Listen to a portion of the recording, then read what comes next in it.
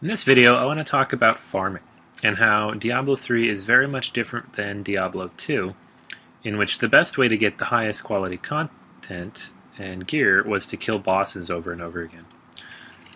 In Diablo 3, Blizzard has changed how this operates quite a bit.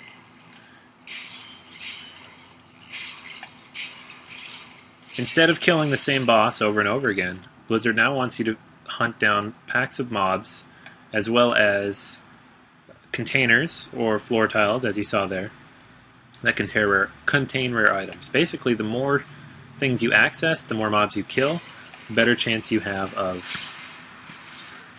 getting rare items. So packs like this, in which there are 10 or 15 mobs, are fantastic because they offer you the opportunity to land a whole bunch of good content. Whereas if you kill the same boss over and over again, maybe the first time you'll get a lot of good stuff, but the second and third time you'll just get the same average stuff that you might get from killing these same mobs here. And because these mobs are obviously a lot easier to kill, you stand to get a lot better content by killing volume rather than quality.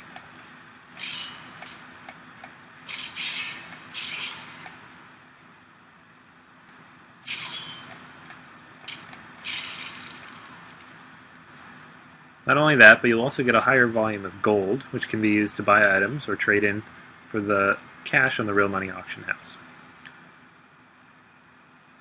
The reason this is important is because which character you choose to play as can greatly affect how much damage you can deal at once and how much gold and treasure you will get from the enemies you kill at any given time.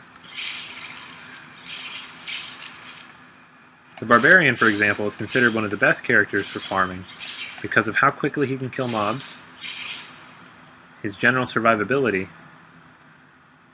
and the fact that he has special abilities that allow him to gain more gold and more treasure per kill. Even at this early level, this character is only a level 6,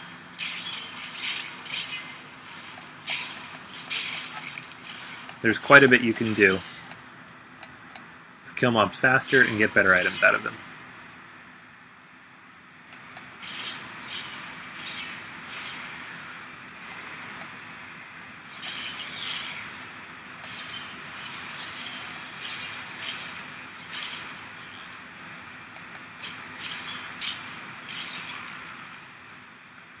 Dungeon-like spaces such as this, the crypt in Act 1, offer an opportunity for you to find a number of containers and rare items that will contain various new things that you can take. You should make sure to kill all named mobs as soon as you see them, such as this guy, Fausto Thrall of Asmodean.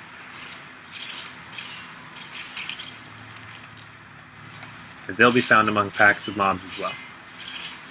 And if you find weapon racks, barrels, corpses, or anything else that you can click on, there's a good chance you'll get something by clicking on it. I highly recommend that you are very careful in everything you click on and don't skip anything because you never know what you're going to miss. Bosses are no longer the core of the game when you're farming. Blizzard wants you to experience the entire game in its entirety.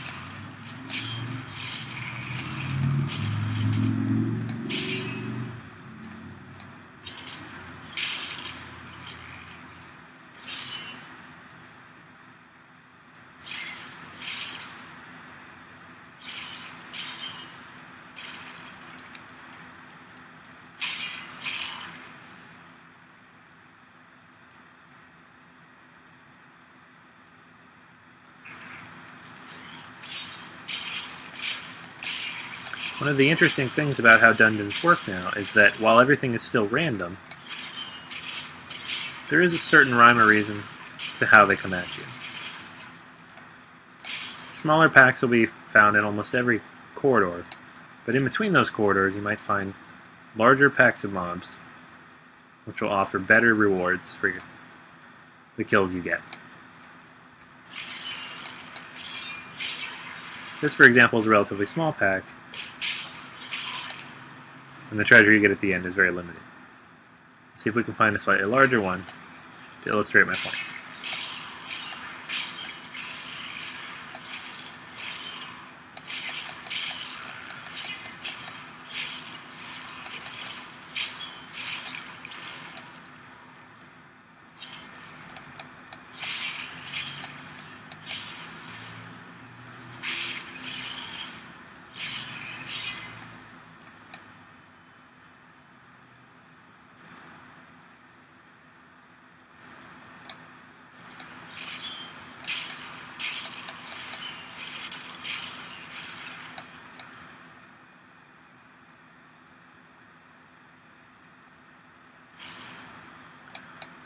While farming, I also recommend that you try not to leave any part of the map unturned.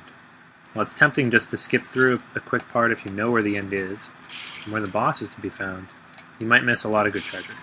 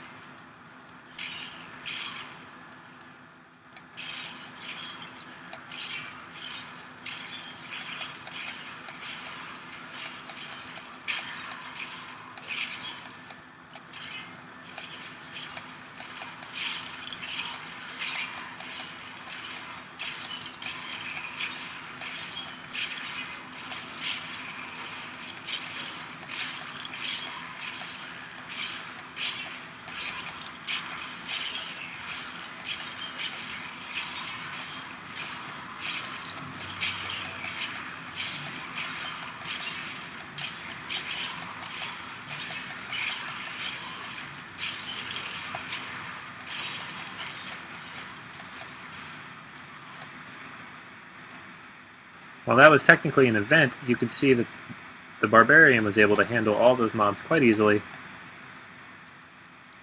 and had they been a normal pack of mobs, it would have cleaned up quite nicely in terms of gear.